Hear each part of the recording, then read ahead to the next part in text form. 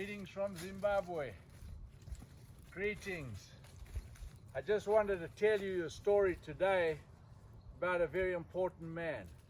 Way back in 1993, there was a crippling drought in Zimbabwe. Devastating. Rivers dried up, springs dried up, trees died. Old baobabs were left like monoliths next to granite koppies. It was so dry and there was so little vegetable food that cattle in the rural areas and the tribal areas would go up and pull grass, thatching grass out of huts. People had to put up thorn bushes. It was in this crippling time that I met a man called Chitauro. Chitauro came from a place near the Zimbabwe-Mozambique border called Pfungwe. And he was the son of a man who made spears. And when I asked Chitauro what he did, he told me he made spears. And so I started to speak about his family. They all made spears. Grandfather made spears, great-grandfather made spears, uncle made spears. They were metalsmiths. And metalsmiths from what? Because we have a long history, a deep history, 1,500 years ago in Zimbabwe, iron smelting. And then later on, 1,000 years ago, gold panning, the rivers of gold. Gold lay on the ground in Zimbabwe, the land of King Solomon's mines. And people became gold miners, gold smelters, and metalsmiths. But above all, Zimbabweans were known as metalsmiths. And they made great implements, great spears, great axes, great knives. Enriched with this skill, they became famous in southern Africa. And I was so proud that Chitauro, this metalsmith, joined a family of metalsmiths, ours, and started to work here 27 years ago, doing only one thing, maintaining his craft. And just so we know, that craft is being passed on to his son. Anyway, Chitauro found his office under these great trees 27 years ago, and that's where he says, "Good afternoon, Mdad. Good afternoon, sir. How are you?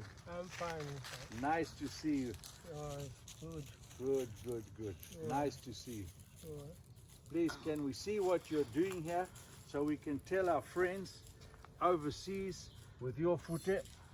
And these are his bellows as he pushes away on firing up his coals down here and making heat.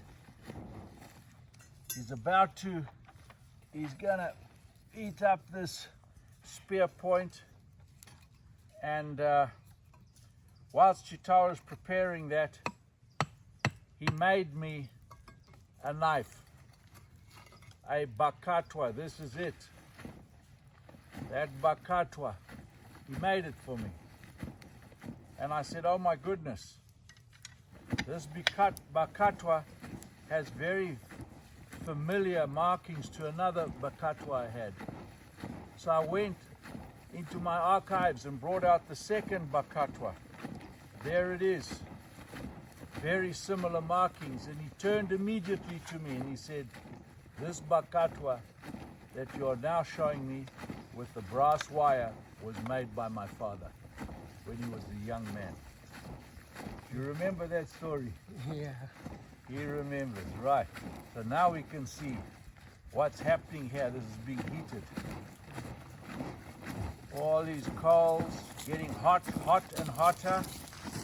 And as for the bellows, our first pair of bellows was an impala skin, nice soft bellows, because Chitauro made this screen of mud and then to shield him from the heat, and he had these soft impala skin bellows. And in those days I had a pointer called Scout, not Nepa, Scout, and Scout ate the bellows. You remember? Yes, What? yes. Yeah. Right. So taking them together, I put him on the tree, Yes. but he jumped. He jumped and Scout jumped up the tree and stole the bellows. Anyway, let's see. Thank you.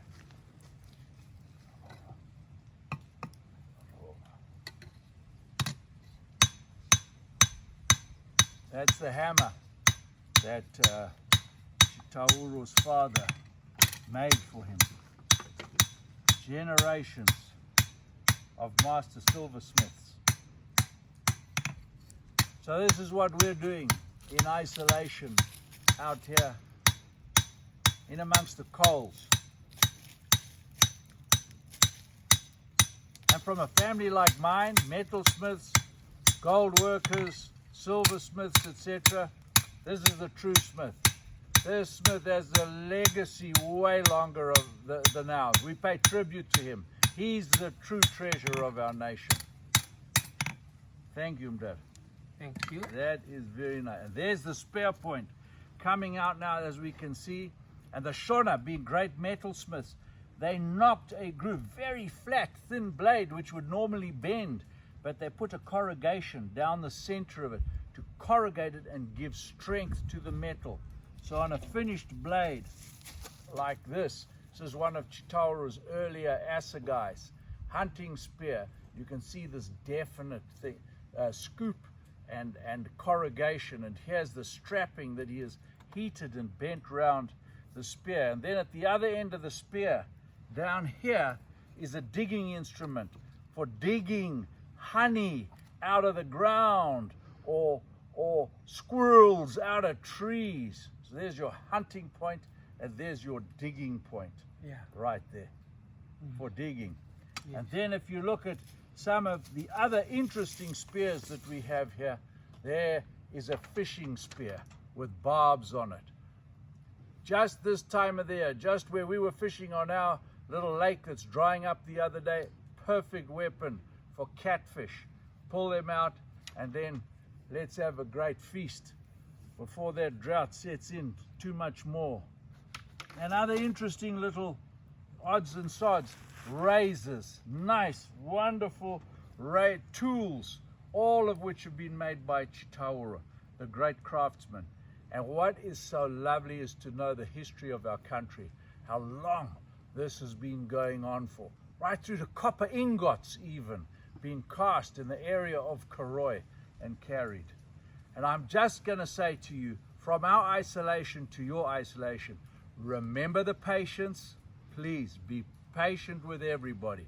And for all of you who've started to do something in isolation, like some home craft, some art form, create something, for all of those who are doing that, try a bit of spear making sometime, but do me a favor, don't tell anyone, don't get me into trouble for saying that. So from Chitauro, myself, Zimbabwe, lots of love.